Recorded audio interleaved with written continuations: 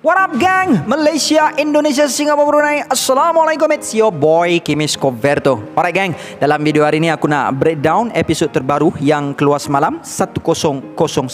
So this will be my first video breakdown. So maybe tak ada banyak sangat info yang aku boleh sampaikan kat korang, but still I will try my very best to find the scene supaya kita boleh breakdown dan berborak bersama-sama dalam ruangan komen di bawah. Okay, alright, let's proceed with the content.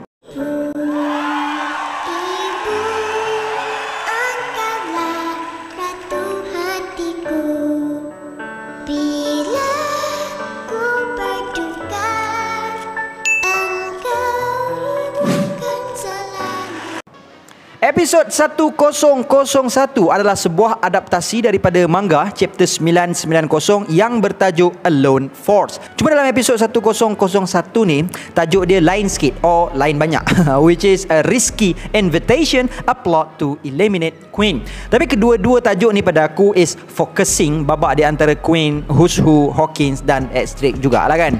So in my opinion tajuk dia still tak lari jauh, sebab tajuk dalam manga focusing watak X-Drake, but dalam anime focusing the action of X-Drake. Alright, episod 1001 mengadaptasikan chapter 990 dalam manga. Cuma dalam episod ni start dari muka surat ke-6 dalam manga, sebab untuk muka surat 1 sampai muka surat 5 dah di cover dah pun dalam episod 1000 baru-baru ini, yang menampilkan babak Sasaki yang terlepas dari ikatan dia. Lepas tu dia bengang kepada Kyoshiro yang menurutnya telah berpaling tadah dari dia, yang mana dia menganggap Kyoshiro tu sebagai kawan baik dia. Lepas tu babak yang telah di cover dalam episod 1000 dalam chapter 990 juga adalah babak pertarungan di atas bumbung Onigashima antara The Red Scabbard team up with the Ming Warrior dan juga Kaido yang team up with Koncho Jack dan seekor The Numbers yang dikenali sebagai Nangi. Cumanya pada babak tersebut Toei Animation telah mendedahkan rupa sebenar sulong Nekomamushi dan Inuarashi lebih awal, yang kalau diikutkan dalam manga rupa sebenar sulong Nekomamushi dan Inuarashi didedahkan dalam chapter 991, which is mungkin dalam episod 1002 or 1003 baru sepatutnya rupa kedua-dua mereka didedahkan. But maybe Toei Animation includekan rupa sulong mereka dalam episod 1000 tu sebab nak bagi menggempakkan lagi episod 1000 kan. So just like I said, episod 1001 ni start pada muka surat ke-6 chapter 990, which is the live stage. Cumanya Toei memberikan sedikit filler kepada kita pada babak X-Drake kat sini yang menunjukkan dia melihat pertarungan antara penceroboh dengan Beast Pirates dari sebuah ruangan bilik. Yes, I know sepatutnya diorang patut start dengan discussion antara Queen dengan King dulu, but for me mungkin diorang nak berikan penekanan lebih kepada X-Drake dalam episod ini. Dan pada part ini di mana X-Drake terimbas kata-kata Kobe berkenaan kemampuan luar biasa Luffy, which is Luffy mempunyai kemampuan untuk memikat orang kepadanya, adalah dicedok dari chapter 991 sikit. Sikit je lah. Mungkin dalam episod akan datang baru Toei akan reveal full flashback dialog diorang kot. Dan filler yang Toei tambahkan di panel ini bagi aku agak menarik, sebab di sini menunjukkan betapa X-Drake bersyukurnya kehadiran Luffy ke Wano dan Onigashima. Tambah-tambah pula keadaan semakin memuncak setelah Kaido dan Big Mom beraliansi. Pasal benda ni pun dah didiskuskan dah pun oleh Brand New dulu, which is masa dia mendedahkan berkenaan bounty Kaido dengan Big Mom ni mampu mengatasi bounty seorang Pirate King. So the threat here is the real deal. Dan peranan Luffy di Onigashima juga sedikit sebanyak mengurangkan bebanan kepada pihak Marine dalam melumpuhkan aliansi dua Yonko itu. Sebab kita tahu satu fakta bahawa Akainu enggan untuk deploy Marine di Wano. Dalam chapter 907, lepas pihak Marine berjaya intercept communication antara Big Mom dengan Kaido, Borsalino Kizaru ada tanya, patut ke aku gerak lu Papa Roger ke Wano? Akainu tak kasih sebab katanya kat sana dah ada satu unknown military force. Borsalino cakap, maksud kau samurai? Dan again, dalam chapter 957, lepas Brand New masuk je cerita pasal Wano, immediately Akainu masuk dan cakap, leave Wano alone, we don't have the resources to divert there. Tak cukup kaki tangan. Dan kita ada babak yang parallel antara chapter dan manga kat sini, which is Moment King berterbangan ke arah Queen di atas pentas utama. Dan kat babak ini juga kita dapat melihat Queen mengatakan kepada King yang agak kesal dengan kegagalan Queen, pasal dia yang bertanggungjawab di Udon, tapi macam mana prisoner dari Udon boleh terlepas? Queen Queen mengatakan sekarang kau bunyi macam kau pula leader konon, yang sebenarnya he is.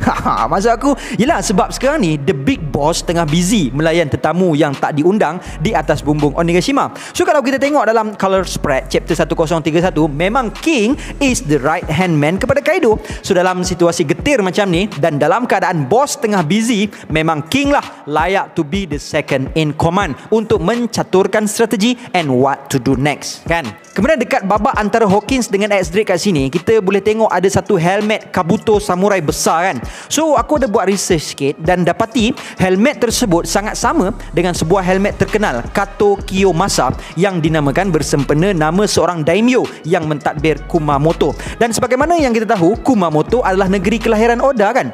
Dan ada satu fakta menarik tentang kaitan ungkapan Hawkins kat sini, which is berkenaan 1% kat sini. As I mention tadi, episod 1001 ni adalah adaptasi daripada manga chapter 990. So 1% daripada Hawkins kat sini juga sangat sesuai diungkapkan dalam chapter ini sebagai remarks untuk bagi tahu lagi 1% lagi je manga akan sampai chapter 1000, dan sangat sesuai juga diungkapkan dalam episod kali ni sebab sekarang ni kan kita baru masuk episod 1001. So baru 1% untuk kita sampai ke episod 1100. Dan menarik juga kalau dalam manga angka 1% yang diungkapkan Hawkins kat sini iaitu hanya 1% sahaja kemungkinan seseorang itu akan terselamat sehingga esok, masih lagi menjadi misteri sehingga ke hari ini. Tapi dalam anime akhirnya kita dapat tahu yang angka 1% itu sebenarnya merujuk kepada X-Drake. Dalam anime lah, kan, kita tak tahulah yang macam dalam manga macam mana, kan. Dan seperti mana yang aku bagi tu dalam video aku chapter analisis 1032, yang mana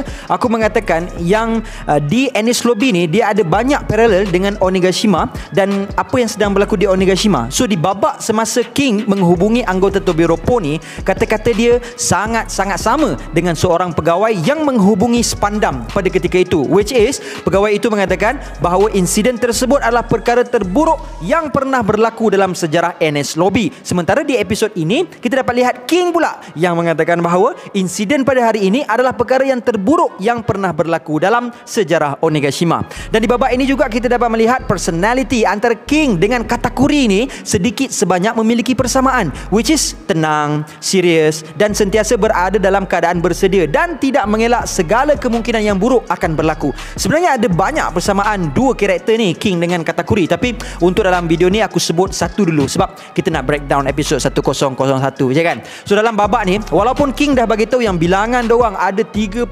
orang dan musuh hanya ada 5,000 orang, tapi King tetap nasihatkan anggota Tobiropo dia untuk tidak memandang rendah kepada pihak musuh. Karakter villain yang macam ni agak susah sikit kita nak jumpa dalam siri One Piece ni. Dan kita dapat lihat parallel personality King ni sama macam Katakuri dalam chapter 865, di mana Katakuri mengarahkan Perospero untuk cepat-cepat tembak The Vinsmoke family, cepat-cepat bunuh Vinsmoke family tu. Lepas tu Perospero cakap, yelah. So again kat sini kita dapat tengok quality of a right hand man all over again. Dan macam dalam video yang aku buat sebelum ni juga, amazingly Zoro selaku the right hand man of Luffy pun mempunyai concern yang sama when it comes to serious battle. Dalam chapter 678, Zoro telah memekik kepada Luffy supaya bertarung dengan lebih serius dan lebih berhati-hati sebab the new world starts here. So macam kes Onigashima, Whole Cake Island dan Pang Hazard, kita faham yang situasi sekarang adalah perang. Kita tak boleh mengambil sambil lewa kemampuan musuh. Any chance yang kita dapat untuk kalahkan diorang, kita kena buat segera.